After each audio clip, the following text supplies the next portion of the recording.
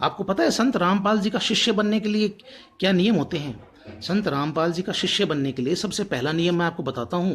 वो किसी भी प्रकार के नशीले पदार्थों का अगर आप सेवन करते हैं, जिसमें शराब, बीड़ी, मांस, तंबाकू, हुक्का, नस्वार व अन्य कोई नशीला पदार्थ है, उसका अगर आप सेवन करते हैं तो आपको उसका सेवन त्यागना पड़ेगा। और खाली त्यागना ही नहीं, आप किसी व्यक्ति की उसकी प्राप्ति में सहायता भी नहीं कर सकते, यानी कि किसी को लाके भी नहीं देनी है। अगर मसलन कोई बूढ़ा व्यक्ति बोलता है या कोई ऐसा व्यक्ति बोलता है अपने बच्चे को, चाहे वो 10 साल का है, चाहे 15 साल, चाहे 20 साल का, कि बेटा जा एक बीड़ी का मंडल दुकान से लाके दे दे, तो वो नहीं लाके देगा।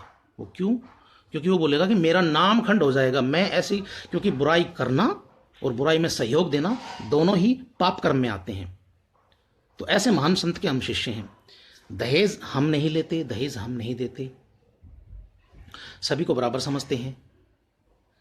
और अभी नशा अभी आपने देखा होगा कि बड़ी एक ज़बरदस्त वीडियो पॉपुलर हुई है संत रामपाल जी महाराज की, जिसमें बताया गया है कि कुछ औरतें एक जगह बैठी हैं जो सब अपना अपना दुखड़ा रो रही हैं। एक बोलती है कि हमारा तो मतलब सब कुछ बिक गया है नशे की, मतलब इस आदत की वजह से हमारा, देखो नशे की आदत की वजह से क्या क्या चीज़, आपकी इज्जत जाती है, आपका पैसा जाता है और आपका समय जाता है, तीनों चीज़ चली जाती हैं।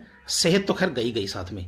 तो जब इतनी बेइज्जती होती है तो ये उन माँओं के लिए, उन बापों के लिए, उन बहनों के लिए, उन भाइयों के लिए जिनके भाई बहन बेटा ऐसी गलत आदतों के अंदर घुसे हुए हैं, कम से कम वो तो संज्ञान ले संत रामपाल जी महाराज के बारे में कि वो नशे की आदत छुड़वाते हैं। और जो लोग ये बोलते हैं ना, पता नहीं क्या घोल के देते हैं संत रामपाल जी महाराज। अभी तो संत रामपाल जी महाराज जेल में, अब क्या घोल के दे रहे हैं?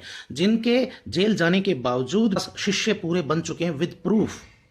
और आपको एक तथ्य से और अवगत करवा दूं मैं आपको, पूरे देश के अंदर और विदेश इंक्लूडेड, यानी कि जिसमें पाकिस्तान और नेपाल भी है, बिना दहेज के, ठीक है, तो इतनी बड़ी शादियां, इतनी संख्या में शादियां, और वो भी बिना दहेज के, क्या अपने आप में ये एक सैल्यूट करने वाली बात नहीं है उनको?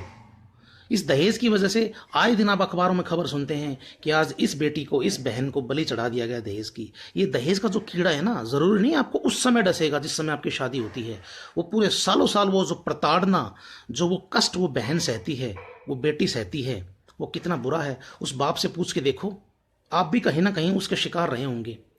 तो क्या इतनी सब चीज़ें छुड़वा रहे हैं संत रामपाल जी महाराज, तो वो संत गलत कैसे हो सकता? वो कभी भी गलत नहीं हो सकता। इतना बहकाया है इस मीडिया ने, मैं सीरियसली बता रहा हूं आपको, इस मीडिया